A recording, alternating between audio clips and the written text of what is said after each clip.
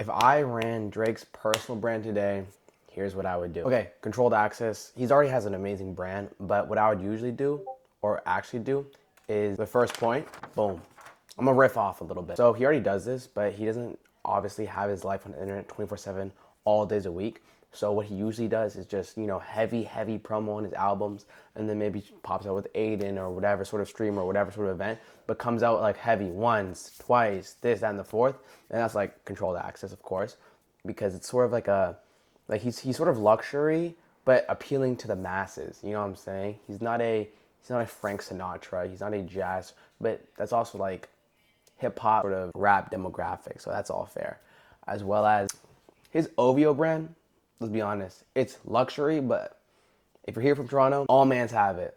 Everyone's either had it, will have it, or just finds it, whatever it is. It's great, it's cool, but it's just like normal, sort of calm hoodies with the branding on it, of course. So it's like that's sort of it with his music as well.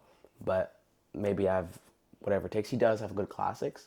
I'm not debating Drake now, but with his marketing, then his marketing should help elevate that. And honestly, a main thing with luxury is that you can't fully explain the story. You just need to have it there. For Hermes or all these sort of brand things, they don't fully explain the whole thing because if you get it, it's really never that good. That's why they say never meet your idols. Never. It is if the masses do get the story, do get the understanding, then they're not gonna like it anymore. They just have to get just enough where they're hooked and they want more, right? But you can never give full context. Point two. Honestly, if point number two, fuck the script, bro. I'd have heavy clipping and social media pages, Drake themed or having memes with Drake's visuals on the outside to make him seem everywhere, make him seem on everyone's mind 24/7, and also curate the name or like the sort of I guess theme of these memes. So let's say like high financials, like it's like a money memes where it's like POVI invest so much in stock and then da da da and da da. So he's associated with these high sort of I guess classed hobbies and topics, whether it be like golf, tennis, stocks, investments, suits, and all these sort of, I guess, to garner a large audience and such, and have like at least maybe 10 accounts with 100 pushing to 1 million for each, so 10 million for each one. Short form is not that hard, especially with a team. And don't get me started, that's well within his budget. And to control a market, that's superb and amazing. That would be a short-term and long-term goal. It pays dividends as well. There's a reason why social media pages are going and selling for thousands of dollars. It is an investment, but also an asset. Point three, culture seeding, wear unreleased pieces, repost underground talent, soft launch trends. He co-signs a lot of people. He followed 23 right off the rip, right?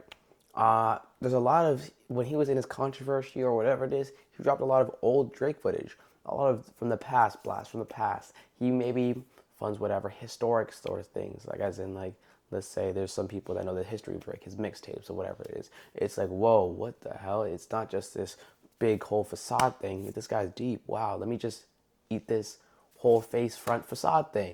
Like, you know what I'm saying? And I'm not saying it's all that.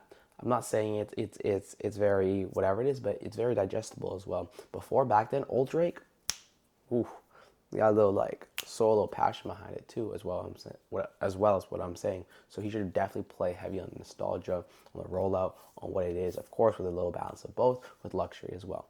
Boom, they have been doing that. I'm not saying for him to be on definitely non-accessible. He should definitely stay inaccessible, if anything, matter of fact. But it feels like you know the guy without you ever even seeing the guy. Great marketing on their fronts. I'm saying keep up what they're doing, but definitely maybe back ends we would never know.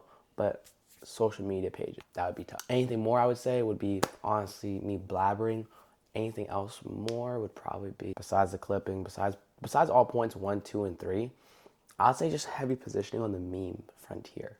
Have a lot of GIFable spots or just heavy pushing on becoming the joke first before anyone else actually does make it and controlling that with like, you know what I'm saying, the head of the accounts. But that's my front. To have heavy, because he is memeable.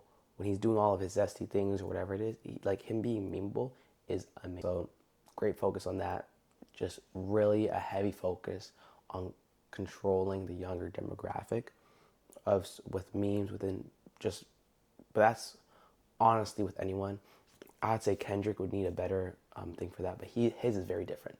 Maybe that could be a different one, but Drake has positioned himself with that's embarrassing or all those sort of, ooh, it's chilly.